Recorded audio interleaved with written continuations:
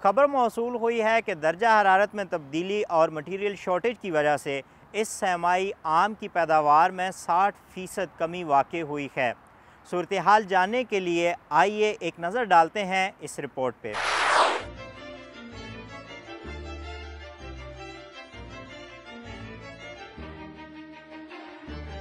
چونکہ موسمیاتی تبدیلی سے متعلقہ عوامل نے ملک کی آم کی پیداوار میں کمی کی ہے، اس لیے برآمد کنندگان موسم کے اپنے برآمدی ہدف کو 25,000 ٹن کم کر کے 1,25,000 ٹن کرنے پر مجبور ہیں، جو تخمینے کے مطابق تقریباً $106 ملین میں فروخت ہوگا۔ کیا اس سال آم پہلے ہی برآمد ہو رہے ہیں؟ پھلوں کے بڑے صارف کے طور پر کیا چین اب بھی پاکستان سے تازہ آم حاصل کر سکتا ہے؟ اس سال آموں کی پہلی کھیپ تقریباً 3 ٹن 28 مئی کو چین بھیجی گئی اور 29 مئی کو وصول کی گئی۔ دوسری کھیپ 5 جون کو بھیجی گئی، جبکہ گزشتہ سال آموں کی پہلی کھیپ 9 جون 2021 کو بھیجی گئی تھی۔ سو ہم اس مدت کے دوران سامان کی مزید 2 یا 3 کھیپیں بھیج سکتے ہیں۔ اگر ذرائع نقل و حمل بند نہ ہوئے تو میرا خیال ہے کہ ہماری فروخت گزشتہ سال کی نسبت 30 ٹن سے تقریباً 40% بڑھ کر 60 سے 80 ٹن تک ہو سکتی ہے۔ سندھڑی آموں کی پہلی کھیپ، جس کا وزن تقریباً 3 ٹن تھا، 28 مئی کو چین کے صوبہ یونان کے شہر کنمنگ پہنچا۔ عدنان حفیظ ایک رپورٹر سے بات کرتے ہوئے روانی سے چینی بول سکتے تھے۔ عدنان نے رپورٹر کو بتایا کہ وہ 6 سال سے آم برآمد کر رہے ہیں۔ تجارت کے مقابلے میں عدنان جذبات کو ترجیح دیتا ہے۔ یہ 6واں سال ہے کہ میں نے چین میں آم برآمد کیے ہیں۔ 1960 اور 1970 کی دہائی میں پاکستان چینی رہنماؤں کو سفارتی تحفے کے طور پر کئی بار آم بھجوا چکا ہے، اس لیے آم چین کے لیے خاص اہمیت کے حامل ہیں۔ ہمیں امید ہے کہ ہم ثابت قدمی اور اس استقامت سے اپنی کوششیں جاری رکھیں گے اور یقیناً ایک دن عوامی پذیرائی بھی حاصل کر لیں گے۔ پچھلے سالوں کے مقابلے میں عدنان کی کاروباری حکمت عملی کووڈ-19 وبا کے اثرات کی وجہ سے مسلسل ایڈجسٹ ہوتی رہتی ہے۔ چین کو آم برآمد کرنے سے پہلے ہمارا برآمدی ہدف کچھ ہول سیلرز یا برانڈ شاپس تھیں، لیکن وبائی مرض کے دوران ہمارے زیادہ تر اہداف افراد ہوتے ہیں۔ ہم نے براہ راست آن لائن آرڈرز حاصل کیے اور پھر چین میں انہیں مفت بھجوایا۔ اس طرح ہم دونوں بہت سارے اخراجات بچا کر اس بات کو یقینی بنا سکتے ہیں کہ سامان براہ راست صارفین تک تیز رفتاری سے پہنچ سکے۔ اس ڈور ٹو ڈور سروس نے آم کی تجارت کے لیے کامیابی سے دروازہ کھول دیا ہے۔ عدنان ٹیسٹ کے لیے آم کے نمونے فراہم کر کے چینی برانڈز کے ڈیلرز کے ساتھ تعاون کرنے کی بھی کوشش کر رہا ہے۔ اگر کامیاب ہو تو تعاون فروخت میں اضافے کے لیے بہت مددگار ثابت ہوگا۔ کیا اس سال خشک سالی کے دوران آم کی پیداوار فروخت کی رفتار برقرار رہے گی؟ ہماری جگہ کے اخراجات تقریباً 80% بڑھ گئے ہیں۔ اس سال 2 مسائل کا سامنا کرنا پڑا۔ ایک خشک سالی کی وجہ سے پیداوار میں کمی ہوئی ہے، دوسرا یہ کہ آم کا سائز چھوٹا رہ گیا۔ خاص طور پر سندھ میں آم بہت زیادہ متاثر ہوئے۔ اس سے پہلے آم کے ایک پھل کا وزن 400 گرام سے 700 گرام یا 800 گرام تک ہوتا تھا، جبکہ اس سال اس کا وزن 200 گرام سے 500 گرام یا 600 گرام تک ہے۔ یوں اس برس یہ اپنے حقیقی سائز کو نہیں پہنچ پایا۔ آم کے کاشتکاروں کے لیے یہ نہ صرف مقدار میں کمی ہے بلکہ وزن میں بھی کمی ہے۔ ہمارے لیے اگر ہم ایک اچھا آم یا بڑا پھل تلاش کرنا چاہتے ہیں تو ہم اسے تلاش کر سکتے ہیں، تاہم گزشتہ سال کے مقابلے میں ان کی قیمت زیادہ ہے۔ 37 ڈگری سے 42 ڈگری کے مسلسل بلند درجہ حرارت نے آم کی پیداوار کو شدید نقصان پہنچایا۔ جہاں تک پاکستان میں آم کی حالت زار کا تعلق ہے، چینی اور پاکستانی ماہرین فرق کرنے کے لیے تعاون کے مواقع تلاش کرنے کی کوشش کرتے ہیں۔ Yangling agriculture high tech industry demonstration zone Shaanxi, چین میں آم کی مسلسل 3 سالوں سے اچھی فصل ہوئی ہے۔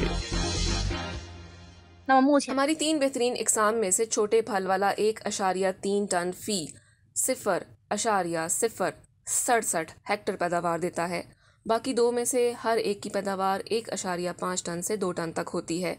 اس کے علاوہ ان سب میں بیماری اور سردی کے خلاف مضبوط مزاحمت پائی جاتی ہے۔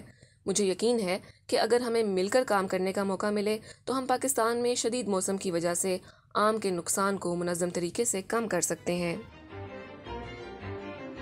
शदीद गर्म मौसम के हवाले से वांग जान ने कहा कि जैसे जैसे आलमी मौसम गर्म हो रहा है, इस सूरत हाल का हल उनकी मंसूबाबंदी में पहले से मौजूद है। सबसे पहले हम मसनूई ज़रूरी सहूलियात के ज़रिए काश्तकारी के माहौल पर काबू पाकर इसको तब्दील करते हैं। हमने असल रवायती ग्रीन हाउस के डिज़ाइन को बेहतर बनाया, ख़ास तौर पर बड़े रोशनदान बनाकर, दोनों तरफ से 2 मीटर ऊंचा। ये फलों के दरख्तों के लिए एक छतरी को थामे रखने के मुतरादिफ है। हवादार बनाने से इसकी नमी कम हो जाएगी और फिर ये ख़ास तौर पर तेज़ी से ठंडा हो जाएगा। वांग जान ने नामानिगारों को बताया कि पानी और खाद के मरबूत ग्रीन हाउस एक बार बनाए गए, आमतौर पर 15 साल से ज़ायद अरसे तक इस्तेमाल किए जा सकते हैं, आला इक्तिसादी फ़वाइद के साथ। ताहम इब्तदाई मरहले में सरमायाकारी करने की ज़रूरत है। पाकिस्तानी किसानों के लिए जो पैदावार में कमी का शिकार हैं, क्या कोई सरमायाकारी मुअस्सर ऑप्शन है जिसकी सिफारिश की जा सकती है? हमारे पास एक और हल है। स्टील के तार और प्लास्टिक के कागज़ से बनी छतरी की शक्ल वाली सादा बनाकर, ये छतरी के मुतरादिफ है। जब बारिश होती है तो इसे बराह रास्त खोला जा सकता है। इसे इस्तेमाल करना आसान है और ये कम कीमत भी है। पौधों के बढ़ते हुए माहौल के अलावा शदीद मौसम का भी मिट्टी पर बड़ा असर पड़ता है। मिट्टी के माहौल को कैसे बेहतर बनाया जाए? दर हकीकत खादों और कीड़े मार अद्वियात के ज़्यादा इस्तेमाल से फल बहुत जल्द ख़राब हो सकते हैं।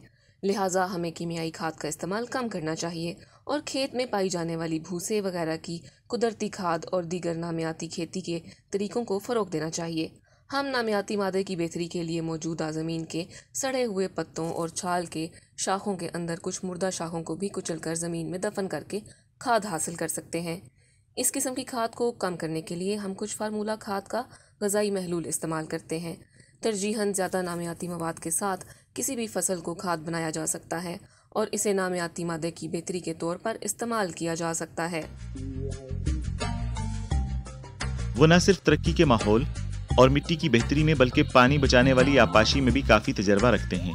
यांगलिंग चीन, जहां वांगजान का बाग वाक़े है, की शनाख्त बंजर और नीम खुश्क high tech industry demonstration zone के तौर पर की गई है। मिसाल के तौर पर अगर हम सैलाबी आपाशी का इस्तेमाल करते हैं तो इसे 0.067 हेक्टर ज़मीन को सैराब करने में 1 से 2 घंटे लग सकते हैं, जो ख़ास तौर पर पानी का ज़िया है। लिहाजा पानी की बचत का जो इक़दाम हम फ़िलहाल अपना रहे हैं वो है पानी और खाद का इंज़माम, जिसे कंप्यूटर के ज़रिए कंट्रोल किया जा सकेगा। पौधों की मुख्तलिफ जगहों और दरमियानी फासले को मद्देनज़र रखते हुए फलदार दरख्तों के लिए कम अज़ कम फासला 15 सेंटीमीटर या 2 मीटर से 3 मीटर है। ये अपनी मर्ज़ी के मुताबिक बनाया गया है। पानी बराह रास्त फल के दरख्त की जड़ में जा सकता है, जो पानी और खाद को 60% या 70% तक बचा सकता है। पौधे लगाने की टेक्नोलॉजी के अलावा चीन और पाकिस्तान मुख्तलिफ शोबों में भी तावन को आगे बढ़ाने की कोशिश कर रहे हैं। उम्मीद की जा रही है कि मुस्तकबिल में मजीद पाकिस्तानी आम चीनी सार्फिन के लिए जाने और पसंद किए जाएंगे। मिसाल के तौर पर शुमाल मगरबी A&F यूनिवर्सिटी के पाकिस्तानी तलबा की एक बड़ी तादाद है, जो अक्सर हमारे अड्डे पर अमली तरबियत या तहकीक और मकाले लिखने के लिए आते हैं। बातचीत के दौरान हमारे पास मुस्तकबिल में मज़ीद इजाद और इख्तरा के लिए बहुत से आइडियाज़ हैं।